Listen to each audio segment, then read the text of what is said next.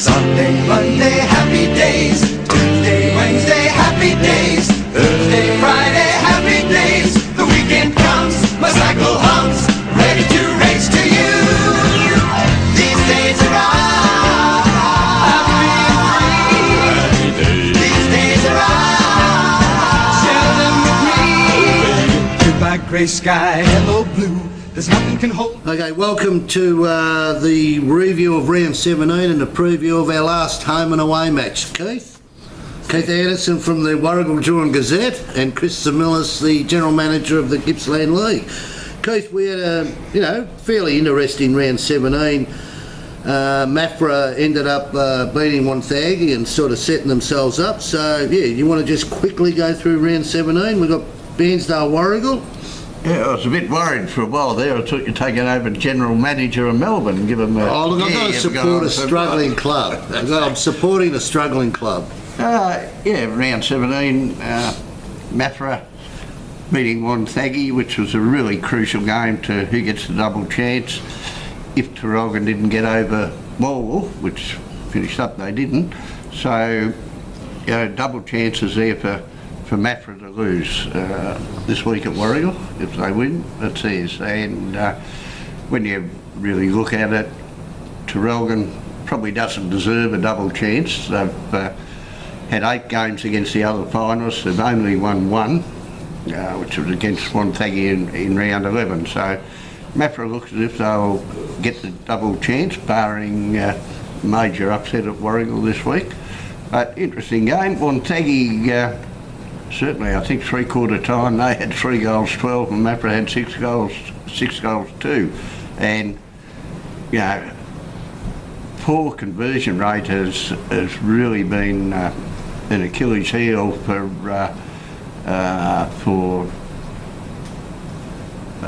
Wonthaggi all year, and they've lost some close games because they've kicked a lot of points against goals, and yes, so it's Achilles is the word that's a bit in the news this week, and we'll get to that a bit later. But okay, well then we got Leongatha Moe. Leongatha accounted for Moe fairly easily, which was, I suppose, was expected. Oh, it was a really big win though, and again that Cade Maskell, 11 goals, and he has certainly been a fantastic addition to the league, let alone Leongatha this year. Yes. I think he's now got 70 goals for the year, and he's not a what you call a full forward, centre half forward. He's a forward who can slot into a few spots, and he's been fantastic. And certainly with Dwayne Holt going out from very early in the year with his illness, he's been a bit of a godsend for Leongatha. They've won 5 of their last 6 now, so they're doing really well. Okay. I suppose, what have we got? Drawn Sale, that went as expected, maybe not as much as what the drawn people would want, but unfortunately for that. And Jacob Shue back to his best, kicking 4 goals and named best player. Oh, he and Luke Collins just sort of really toyed with the game. They just got the ball when they wanted, did what they wanted with it. They were both terrific, but they were pretty good. They had Matt Ferguson out again. They had Kane Martin out, and they had Justin McKay out, which is it. And talking to the Sale people, they weren't too happy with the situation that caused Matt Ferguson to miss. He was knocked unconscious at Maffra, and a lot of them thought it was a reportable incident, but we won't go there because... Why won't you go there? It's hearsay, so we can't go on hearsay. Yeah, all right. But anyway, the rest... and of course we had the big one. Sorry, did we mention Bairnsdale and Warragul? No, we didn't. Oh, okay. Do you want to mention that then? Night game at Bairnsdale.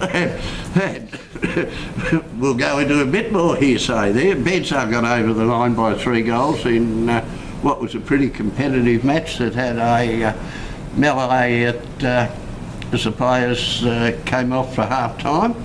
which from my reports, it's only hearsay though, that just about everybody was involved, and Warragul not too fussed about the fact that their assistant coach Mark Collison was advised by the umpires when he came out for the third quarter that he was yellow carded and reported. So no going to challenge that. Is that going on tonight? This is Tuesday night.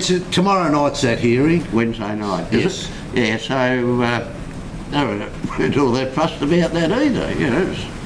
Oh, maybe I think they were fussed. They weren't that impressed. But look, yeah, unfortunately for Colo, he's been reported. And I mean, look, there's a process there. He fronts the tribunal tomorrow. The umpires present their case, and the advocates for both clubs. And yeah, we'll wait and see what our independent tribunal comes up with. Yeah, once again, that man Gibbs was probably the difference. He got 5 goals, played around the ground as well, and you know, I think it's, you know, as he often does, 5 to 7 goals bets they'll win or go very close against some of the better sides. So you know, good win. They've got 8 wins. They go to Moe this week. If they can make it 9, it's 50. You know, pretty credible performance of 50-50 result. And an interesting thing, you know, in the Bairnsdale Advertiser last week, the leadership group in James Gibbs, Lukey Dyer, I think it's Kane Ashwood and Sean Mooney, obviously the coach, have all been reappointed for next season to get everything rolling. And a point was made by the leadership group that, you know, they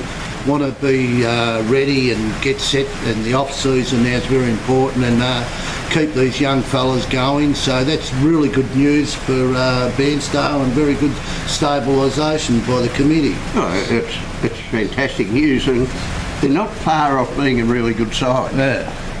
And they do have some really young talent coming through, if you can retain that, which is an issue for all clubs, but they certainly do.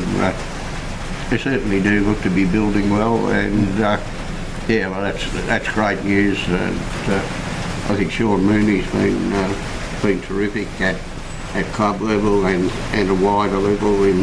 Yeah, no, he's a very good operator, and he manages the Bairnsdale race track. So over the summer, do him a favour and go to the races there and help him keep his job. But anyway, and then the final one was on Sunday, the local derby in the valley there, Moore versus Traralgon, and Moore came away winners in that one. Well, yeah, it was pretty tight, and like all games at the weekend, I think the wind at Bairnsdale wasn't quite as bad as it was elsewhere, but everyone had to contend with some really rough conditions. Moore got a lot, and you know, wind seemed to favour one end in most games. Scores fluctuated. No rocket for Moore, and he's gone. Has an Achilles problem, which I think he's had for a fair while anyway, and nursed it, but has told Moore that, you know, he can't go on and play finals, and he was out. No, I don't. But yeah, Moore had done very well without him, and had enough to see off Traralgon. So it was. Yeah, I thought they would, but it was a pretty tight match. But again, Traralgon just can't get over the better sides. All right, well, now we come into round 18, last round of the season. We're coming into the finals. Obviously, the final five that will play off in the finals, that's settled. You know, and at this stage, it just all depends how the games finish as to whether anything will change position-wise, but we'll go through it. We'll start with the 2 games that can influence whether there's a change, and that is Maffra versus Warragul and Traralgon versus Leongatha. Well, Traralgon have got to win, and have got to hope that Maffra lose. And I don't think, you know, when things are at stake, Maffra don't usually lose them, do they? Not this much. They could. Warragul will certainly be gunning for them. There is no worries about that. But I expect Maffra to come through, get that double chance, give them a double chance. It's very hard to win a premiership from 4th or 5th. It's not impossible, but it's pretty rare. And Well, I suppose you got Warrigal hosting Maffra, and I mean, a couple of things there is obviously Maffra does have to win. You've got Sheehan on 92 goals. Obviously, he'll be trying to well, he have might a bag be. full, but who knows? He might want to get a bag full, but first of all, they've got to make sure they win the game. And they've got to get the ball to him. And the other thing is, I suppose, the fortunes of Warrigal, depend a lot on tomorrow night's tribunal, because probably he's one of their best players, Colo. So let's see what happens there. So you're obviously tipping a Maffra win there. I think so. I don't know what the situation with Cal Porter is at the moment at Maffra. He's So he's an important part of it. He's an important part. They're not one man side. They're a really good team. Emphasis on the team, but he's a really important part of that team. And certainly they'd want to get him up for the finals. But he'll be missed if he's not there. And if Colson happens to make it through and get there, Warrigal is developing a pretty good on-ball group. They have Colson and Rowe, who are both really good players, and they've brought through a few who have stepped up a fair bit this year. The main problem when they get a down the forward line, really rewarding that effort, but you never know. It's not a lay down misère, but I expect Maffra. Okay, then Moe Bairnsdale. Yeah, well, You would expect Bairnsdale, Moe, they've been struggling, and it'd be great if they had another victory, but it's hard to see them beating Bairnsdale, especially with Bairnsdale wanting to finish off the season on a high note. Yeah, well, Bairnsdale win, they got a chance to be seen as a chance to finish in 6th, and that's the best side out of the 5. It's just they're vying with Leongatha on that. But it depends, I suppose, what side Bairnsdale can bring down to Moe in a lot of respects. But there's been 4 or 5 of their real good experience. Good players in Blazer, Sheehan, Wood,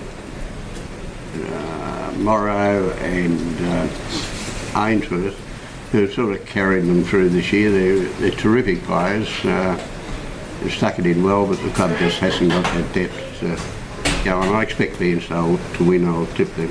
Okay, no worries. There was only 13 points in it when they played at Bairnsdale early in the year. Okay, we got Wonthaggi hosting your team, John. Yeah, well, Druin are sort of in Moe's category, really. They're struggling enormously. Have, even out of their best lineup, I think there were 7 missing last week, so that does make it hard, and I think that'll probably be a similar case this week. Wonthaggi really need to sort of step up and have a win. The interesting thing is this, that since Druin and Wonthaggi have started playing each other 4 years ago, Druin won the first game, which was at Druin, and then the 6 times they've clashed since, it's been the visiting teams won every game. So Wonthaggi hasn't beaten Druin at Wonthaggi, but this is their chance. You think it will be the first this week? Yeah, I think it's their chance. And plus, I think Wonthaggi, they were expecting a couple to come back and that didn't, and I think they'll have to come back this week, otherwise they're going to be very underdone for the finals. Well, Aaron Ware came back last week, which was good. He's very important. Did Earl Shaw play? I'm not sure if he played. Not last week. All right, so Wonthaggi victory there, you're suggesting? Yep. Okay, then we've got 2 more games. We've got Traralgon versus Leongatha. We'll do that one. Now, Leongatha would love to come across the hills and knock off Traralgon, and I think Traralgon's got to be very careful here, because it's important they win it, give them confidence coming into the finals. But Traralgon, Leongatha, and they have a habit of knocking off Traralgon every now and again, so it could be a very interesting game. Well, I think it will, and I just think this is a real danger game for Traralgon. As I said earlier, they haven't really beating the other sides in the finals. To go into the finals with a defeat to a side that's not going to play finals would be, really a big setback for them. Liam Gather's got plenty of talent. They've still got a few blokes in and out with injury, but you're dead set right that they'll give it one hell of a crack, and it'll be a good test for Traralgon ahead of the finals. I've actually tipped Leongatha in this one. Have you? All right. I think so. I think their on ballers are very good. Not that Traralgon's aren't, but I think they got that bit of a streak in them now that they do like winning, and they'll play it nice and hard. And I don't know, Maskell's an interesting one that Traralgon's got to match up with, and I don't know who they take to him. Actually, not the sort of player you expect Jamie Aitken to go to. He's a difficult matchup, and if they can win it up through the midfield, he and a few others down there, Hayden Brown and Nick Nagle and whatever, might steer him through to a win. Okay, and then we have the big one. It's a night game, Sale versus Morwell. And this is, some would suggest this is the pre to the grand final because they're the two hot favourites at this stage, but this should be a rip snorter. Yeah, well, they've been two best sides throughout the year. Yeah. I think by a fair margin, and perhaps Sale a bit better than Morwell on form to date.